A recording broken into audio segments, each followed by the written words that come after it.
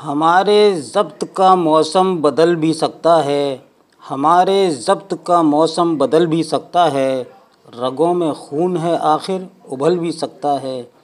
ہمیں چراغ دکھا کر نہ کھیل یوں ہم سے، ہمیں چراغ دکھا کر نہ کھیل یوں ہم سے، ہماری لو سے تیرا ہاتھ جل بھی سکتا ہے۔ سپولیے سے جس نے بنایا ہے سانپ تجھے، سپولیے سے جس نے بنایا ہے سانپ تجھے، وہ ایڑیوں سے تیرا پھن کچل بھی سکتا ہے۔ دوستو اور بہنوں اور بھائیوں، میں محمد خورشید خان اردو ادب کی جانب سے آپ سے مخاطب ہوں، اور یہ بہت بڑی غزل ہے، اور میرے دوست محشر آفریدی جو اکثر آپ فیس بک پہ بھی دیکھتے ہوں گے ان کو، اور بین الاقوامی مشاعرے میں جاتے ہیں، یہ انہوں نے آج سے 10-12 سال پہلے سنائی تھی، اور اس کے بعد سے وہ علی گڑھ سے چلے گئے۔ ایک بار آئے بھی تھے تو میں نے ان کو یہ غزل کے چند شعر سنائے تو وہ بھول بھی گئے تھے، تو بڑے تعجب میں تھے، تمہیں اب بھی یاد ہے؟ تو زیادہ تر وہ بہت اچھی کہنے میں غزلیں کہتے ہیں، یہ ان کے شعر ہیں۔ تو آئیے بہنوں اور بھائیوں، ہم آج شروع کرتے ہیں یو پی ٹیٹ اور سی ٹیٹ اور انٹر اور ہائی اسکول وغیرہ کے بھی طلباء اس سے استفادہ حاصل کر سکتے ہیں۔ تو میں سمجھتا ہوں کہ ڈی ایس ایس بی والے لوگ بھی اس کو اپنی امتحان کی تیاری میں شامل کریں۔ تو یہ ہے ابتدائی تعلیم کی ترقی اور اس کا آغاز 1921 سے، اس میں 1947 لکھا ہے، 1956 تک ہے، ٹھیک ہے۔ تو سب سے پہلا سوال ہم آپ کی خدمت میں پیش کرتے ہیں۔ 1921 سے 1947 تک کے دور میں پرائمری ایجوکیشن ایکٹ بنایا گیا۔ اس دور میں ابتدائی تعلیم کو کس سن میں ضروری قرار دیا گیا؟ تو آپ کا جواب ہوگا 1921 سے 1947 تک۔ دوسرا سوال ہے، ہندوستان کی ابتدائی تعلیم و تربیت کا صحیح انتظام کس نے کرایا؟ یعنی کون سی جماعت نے کرایا؟ تو جواب دیں گے آپ، کانگریس نے کرایا۔ تیسرا سوال، گاندھی جی نے پڑھائی کے ساتھ ساتھ دستکاری کو کیوں لازمی قرار دیا؟ صحیح جواب ہے، بچے پڑھائی کا خرچ اٹھا سکیں۔ چوتھا سوال، گاندھی جی نے تعلیم کی میعاد کم از کم کتنے سال تک رکھی تھی؟ جواب ہے 5 سال تک رکھی تھی، کہ 5 سال کا بچہ ہو جائے گا تو تعلیم کے لیے اسکول میں داخلہ ملے گا، اور غالباً آج بھی یہی میعاد چل رہی ہے۔ پانچواں سوال، بیسک ایجوکیشن میں کس زبان کو سب سے زیادہ اہمیت دی گئی؟ کس زبان کو سب سے زیادہ اہمیت دی گئی؟ تو جواب ہے ہندی زبان کو۔ چھٹا سوال، ابتدائی دور میں گاؤں اور دیہاتوں میں کس نے پرائمری اسکول قائم کیے؟ یعنی کس پارٹی نے، کون سی برسر اقتدار پارٹی تھی جس نے یہ پرائمری اسکول قائم کیے؟ تو کانگریس پارٹی جو ہے اس نے قائم کیے، اور لڑکے لڑکیاں دونوں کے لیے تعلیم کے دروازے کھولے۔ ساتواں سوال، جامعہ ملیہ اسلامیہ کے بانی کون ہیں؟ اے ڈاکٹر ذاکر حسین، صحیح جواب ہے۔ آٹھواں سوال، ڈاکٹر ذاکر حسین کی صدارت میں ایک نئی تعلیمی کمیٹی قائم کی گئی، اس کمیٹی کا نام بتائیے۔ جواب ہے وردھا کمیٹی۔ نواں سوال، کیا پرائمری تعلیم کے نصاب میں انگریزی تعلیم شامل کی گئی تھی؟ جواب ہے انگریزی تعلیم کو کوئی مقام حاصل نہیں تھا۔ 10واں سوال، کوٹھاری کمیشن نے کس تعلیم کو عام کرنے پر زور دیا؟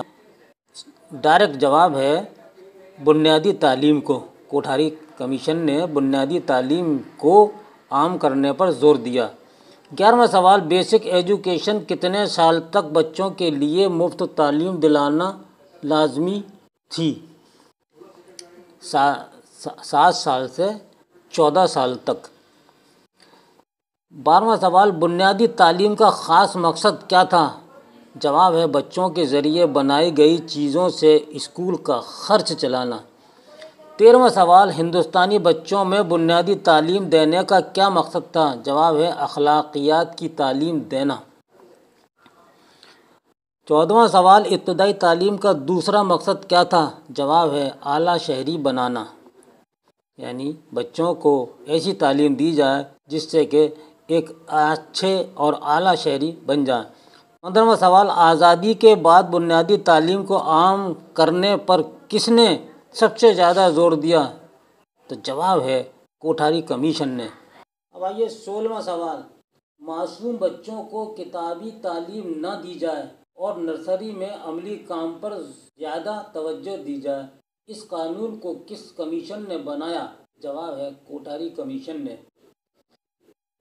آل انڈیا پرائمری ایجوکیشن کونسل کا قیام کب عمل میں آیا؟ جواب ہے 1957 میں آیا۔ بیسک ایجوکیشن کے اخراجات کے لیے کسے ذمہ دار بنایا گیا؟ جواب ہے ضلع انتظامیہ کو۔ دنیا کے عظیم شخصیتوں نے کہاں تعلیم حاصل کی؟ جواب ہے مدرسوں میں حاصل کی۔ 20واں سوال ہے، ابتدائی تعلیم میں سب سے بڑی رکاوٹ کون تھی؟ جواب ہے جمود و ضیاع۔ اب آئیے 21واں سوال پر کہ جمود سے کیا مراد ہے، یہ بھی سمجھ لیے۔ اس سے یہ مراد ہے کہ تعلیم مکمل کرنے سے پہلے بچوں کو اسکول سے ہٹا لینا، یعنی تعلیم بیچ میں چھوڑ دینا۔ اکثر ایسا ہوتا ہے کہ آج بھی ہے کہ جو بچوں کو پڑھا نہیں سکتے تو ان کو بیچ میں سے تعلیم چھوڑ دی جاتی ہے اور بچوں کو اٹھا کر اور کام پر لگا دیا جاتا ہے، جو بہت بری بات ہے۔ اس لیے تعلیم کی طرف آج بھی زیادہ دھیان دیا جا رہا ہے۔ 22واں سوال، ضیاع سے کیا مراد ہے؟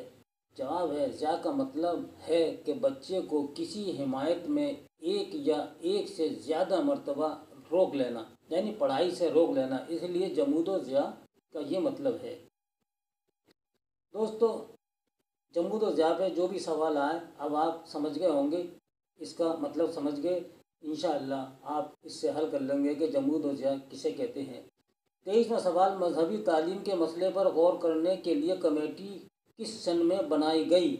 جواب ہے 1956 میں بنائی گئی۔ 24واں سوال، بنیادی تعلیم میں کس نے مذہبی تعلیم کو جگہ نہیں دی؟ جواب ہے گاندھی جی نے۔ 25واں سوال، تعلیم کے کتنے اہم پہلو ہیں؟ جواب ہے 3 پہلو۔ کون سے؟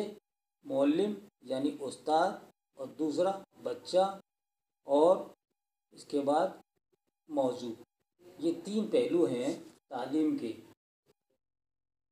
26واں سوال، خوش خطی کتنے الفاظ کا مرکب ہے؟ تو جواب ہے 2 لفظ یعنی 2 الفاظ کا مرکب ہے، ایک خو اور دوسرا خط، جس کے معنی ہیں اچھا اور خوبصورت لکھنا۔ 27واں، پری پرائمری ایجوکیشن میں کتنے سال کے بچے ہوتے ہیں؟ جواب 4 سے 8 سال کے بچے تک ہوتے ہیں۔ 28واں سوال، دوسری جنگ عظیم کے بعد ہندوستان نے ترقی کی جانب نیا قدم بڑھایا اور اس سلسلے میں سب سے اہم کام تعلیم کی طرف توجہ دی گئی۔ اس کے لیے ایک بورڈ قائم کیا گیا، اس بورڈ کا نام کیا ہے؟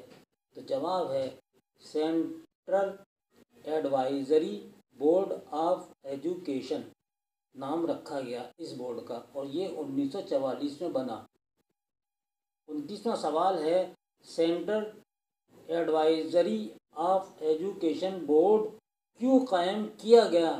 تو جواب دیں گے تعلیمی کمیوں کو دور کرنے کے لیے اس بورڈ کو قائم کیا گیا تھا۔